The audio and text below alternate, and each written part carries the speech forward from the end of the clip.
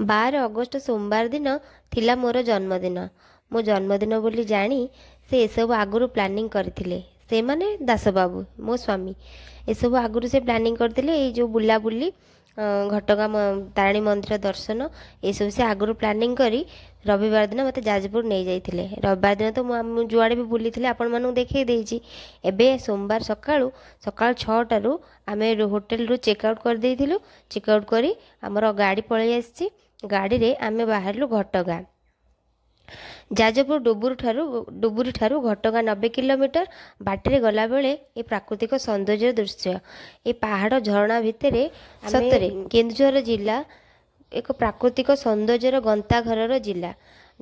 रास्तार दुई पटे घंच जंगल पहाड़ ता मझिरे भी सरकारंकर विभिन्न प्रकार योजना सेठी करा जायछि। पहाड़ कटा है ट्रेन लाइन है स्टेशन भी है। ये सब देखी देखी मु पहुँची गली केन्दुझर। केन्दुझर रे पहुँची जेहेतु सकाळु किछि खिया है चाहा आनिबा को जाइथिले तो आमे टिके गाड़ी बाहर को आसी नुआ बाजार को देखुथिलु। तापर आमे घटगाँ पहुँची जाइथिलु। घटगाँ पहुँची माँ का दर्शन बहुत भल रहीथिला। जेहेतु सोमवार थिला मंदिर एते भी भीड़ नथिला। माँ को भलरे दर्शन सारिलु। दर्शन सारी किछि वीडियो और फोटो उठेलु। मो झियो किंतु बहुत दुष्ट होता सेठी गोटे जगार भी थय धर न थाए। ताकू नहीं माँ को पाखरे दर्शन करेलु सारिआडे बुलेलु। एबे जाई आमे पहुँची जाइछु भीमकुंड।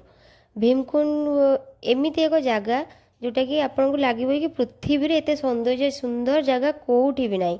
पहाड़ झरणा भितर सतरे आम ओडिशा रे एते सुंदर जगह अछि।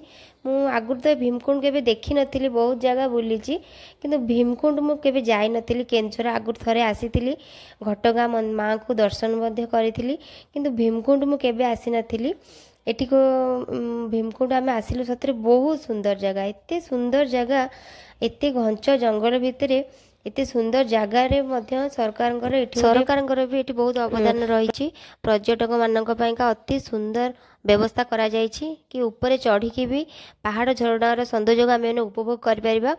एठी बहुत भल लगिला शांत परिवेश झरणार कुलुकुलु शब्द बहुत सुंदर लगिला। वन्य जीवजंतु माने मध्य अछंती जोटी कि आमे पे रास्ता रे गला बेले हाथी विभिन्न वन्यजंतु मानक मध्य देखिलु। एबे हमर गाड़ी चलला मयूरभंज। मयूरभंज केसिना बेले गोटे गाँ अच्छी जोटी कि पत्थर शिल्प प्रसिद्ध। मुगुनी पत्थर से माने बहुत किछि जिनस तैयारी करंती। पूरा निखुण प्रतिमूर्ति निखुण भाव में शिवलिंग गणेश कप प्लेट होमेदस्ता जेकोसी जिनस आप खोजे से पत्थर ही तैयारी हुए। दीपटू आरंभ करी ठाकुर जेकोसी मूर्ति हो सबकि पत्थर से माने तैयारी करती। पत्थर ही से माने खोलिकी तैयारी करती। से सब देखिए बहुत खुशी लगिला। एबे आमे पहुँच जाइछो खिचिंग मंदिर रे किचकेश्वरी मंदिर। सेठी से मंदिर भी मुगुनी पत्थर रे तैयारी। मंदिर को आमर जेहेतु आमे गोटे पर जाइके पहुँचलु मंदिर पहड़ पड़ जाए आमे माँ को दर्शन कर पाइलुनी। तथापि आमे जाई टिके कन्विन्स कलु कि आम टिके भितर को छाड़ आम टिके देखिके आसीबु। बहुत बाटरू आसीचु से टिके भाई टिके